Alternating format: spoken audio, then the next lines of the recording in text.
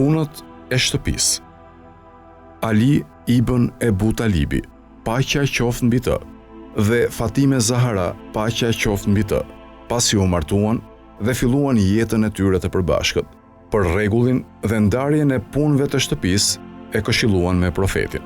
O profeti i Zotit, ne duam që ndarja e punëve tona të shtëpisë të lihet nga ti. Profeti i la detyr Aliut punët jashtë shtëpisë dhe punët brenda shtëpisë i la detyr Fatimes.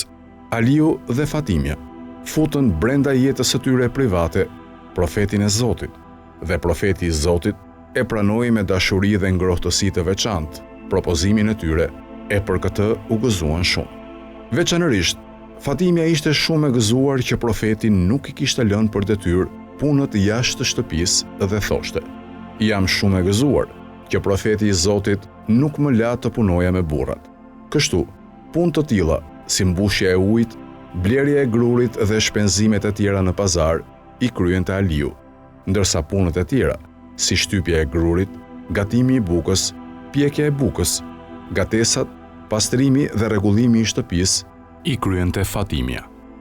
Në të njëjtën kohë, Aliu, paqja qoftë mbi të, sa herë që kishte kohë të lirë, e ndihmonte Fatimen edhe në punët e brendshme të shtëpisë.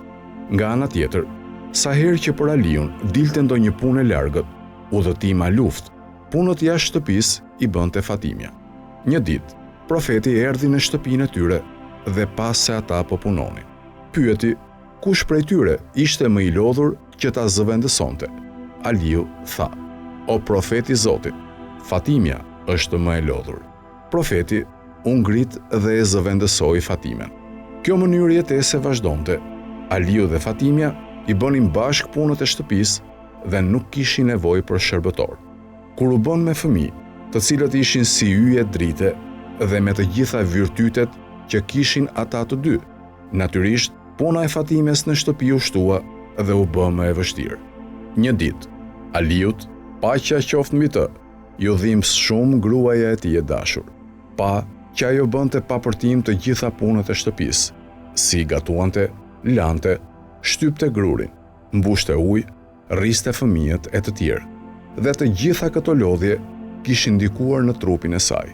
I propozoi gruas së tij të dashur që të shkonte te profeti dhe të merrte nga një shërbëtore që ta ndihmonte. Fatimja e pranoi propozimin dhe u nis për te shtëpia e profetit. Rastësisht, atë ditë në shtëpi kishin ardhur njerëz dhe po bisedonin me profetin.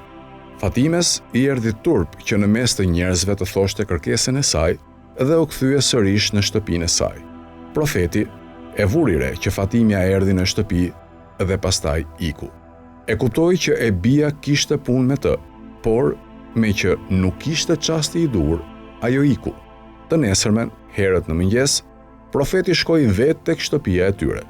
Në atë çast, Aliu dhe Fatimja ishin shtrirë për krah njëri tjetrit dhe ishin mbuluar me një batanie.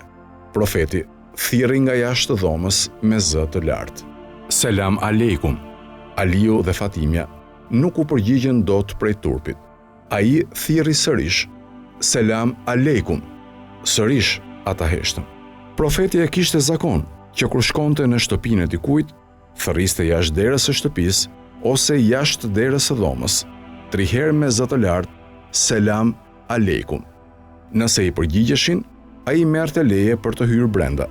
Nëse nuk i përgjigjeshin, ai e përsëriste selamin e vet 3 herë dhe pastaj largohej.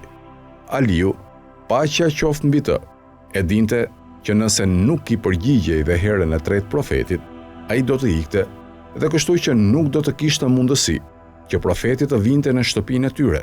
Prandaj thirri me zë të lartë: "Aleikum selam, o profeti i Zotit." Urdhëroni. Profeti u fut brenda dhe u ul pranë Fatimes dhe i tha: "Ti erdhe dje tek unë dhe u ktheve. Patjetër duhet të kesh pasur ndonjë punë. Ma thuaj punën." "O profeti i Zotit," i tha Aliu, "më lejoni mua t'ju them se për çfarë pune erdhi dje tek ti, Fatimja. Unë e dërgova atë te ju. Arsyeja ishte kjo: unë pash që punët e shtëpisë janë shtuar shumë dhe ajo mu dhimbs.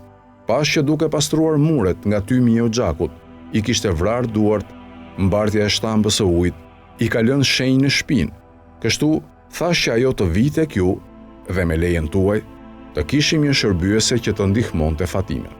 Profeti nuk donte që jeta e tij dhe e të dashurve të tij të ishte qoftë dhe pakës më lart se sa niveli i jetës së ymetit të tij. Ato ditë Medina ishte në varfëri. Veçanërisht të ardhurit që vinin në Medinë jetonin në kushte shumë të vështira. Nga ana tjetër, ai njihte temperamentin e Sabijes dhe e dinte sa e dhënë ishte ajo pas adhurimit dhe se sa fuqi e gëzim i jepte asaj përmendja e Zotit. Për këtë arsye, tha: "A doni që t'ju mësoj diçka që të jetë më e mirë se të gjitha këto? Urdhëroni, o i dërguar i Zotit", i thanë ata. "Sa herë që të doni të flini, thoni 33 herë rresht, Subhan Allah, e pastaj 33 herë Elhamdulillah, pastaj 34 herë Allahu Ekber. Ky veprim do t'ju falë forcë në shpirt shumë herë më tepër se ndihma që mund t'ju jap një shërbëtor."